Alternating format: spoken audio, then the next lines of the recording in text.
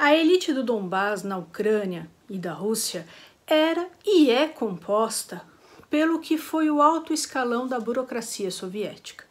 Esses chamados oligarcas do Donbás tinham vários negócios ilegais, principalmente minas rasas, que funcionavam sem nenhuma proteção. Com a queda da União Soviética, esses oligarcas começaram a financiar movimentos separatistas da Ucrânia.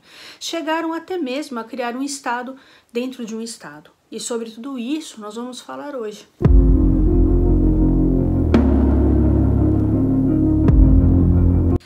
As bases da guerra civil na Ucrânia, nas regiões de Donetsk e Luhansk, conhecidas como Donbás, foram construídas com o fim da União Soviética.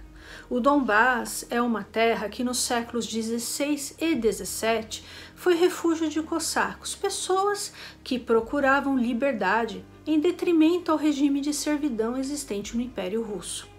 Em 1721 e 1722, ricos depósitos de petróleo foram descobertos na região, dando início ao boom industrial de Donbás. Em 1869, o industrial inglês John Hughes fundou Donetsk. Após a Revolução Bolchevique, o Donbás tornou-se um centro de industrialização soviética, com várias cidades de trabalhadores surgindo ao redor. Muitas minas também foram fundadas.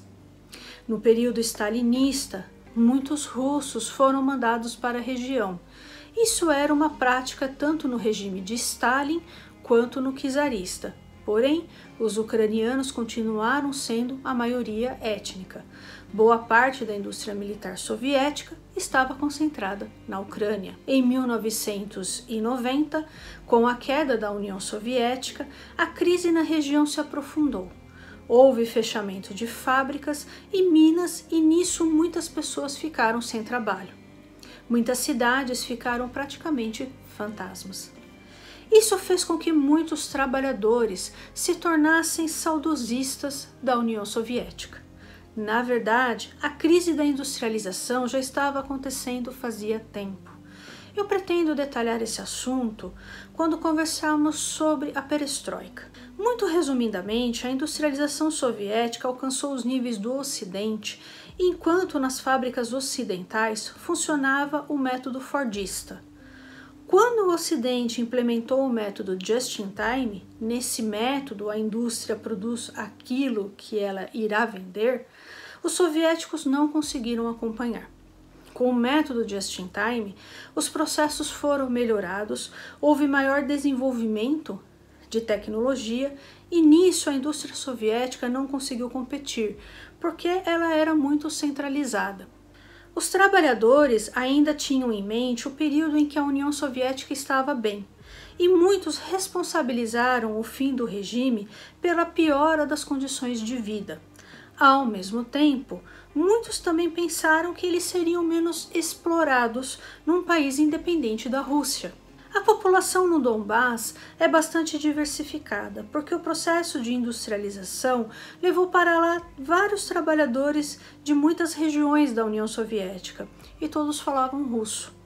Na época da perestroika, vários movimentos pequenos separatistas surgiram, mas sem nenhuma expressão, junto com os movimentos nacionalistas ucranianos.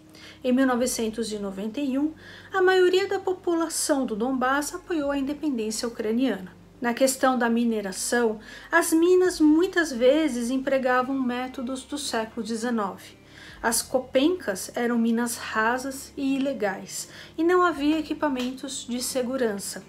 Essas minas eram controladas pela elite local, que na União Soviética pertencia ao partido, e essas pessoas patrocinavam uma economia paralela.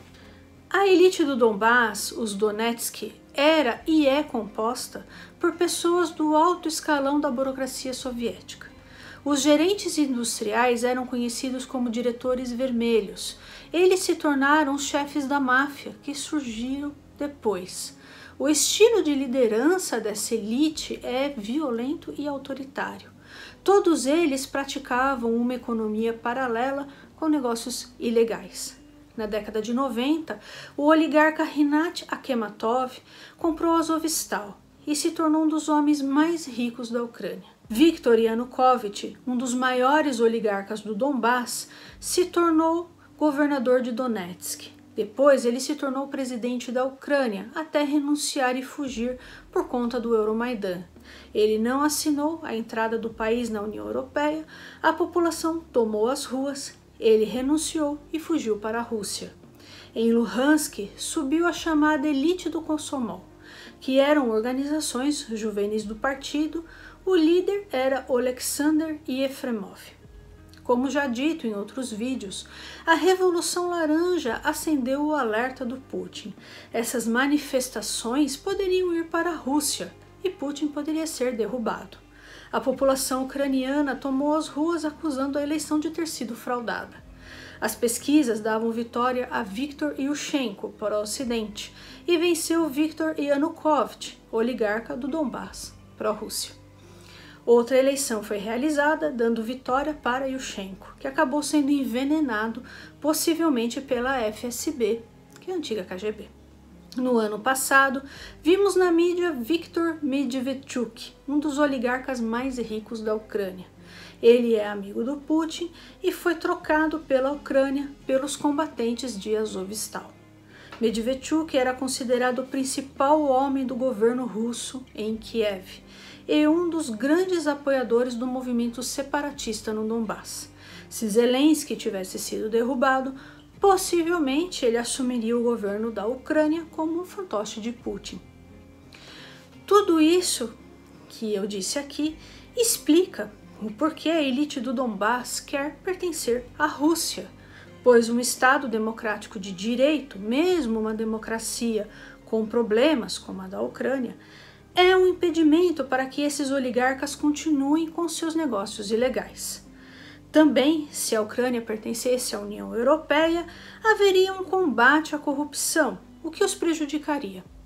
A Rússia é um Estado dominado por uma pessoa, o Putin, com alguns oligarcas mafiosos que o apoiam. Dentro de um Estado desse tipo, como o russo, é muito mais fácil manter o funcionamento de negócios ilegais. É isso aí, pessoal. Espero que vocês tenham gostado do vídeo de hoje. Eu peço a sua gentileza, se você não for inscrito nesse canal, que você se inscreva, que você compartilhe esse vídeo com seus amigos, publique esse vídeo nas suas redes sociais, deixe o seu like, o seu comentário, tudo isso é muito importante, tá certo? Um abraço e até o próximo vídeo.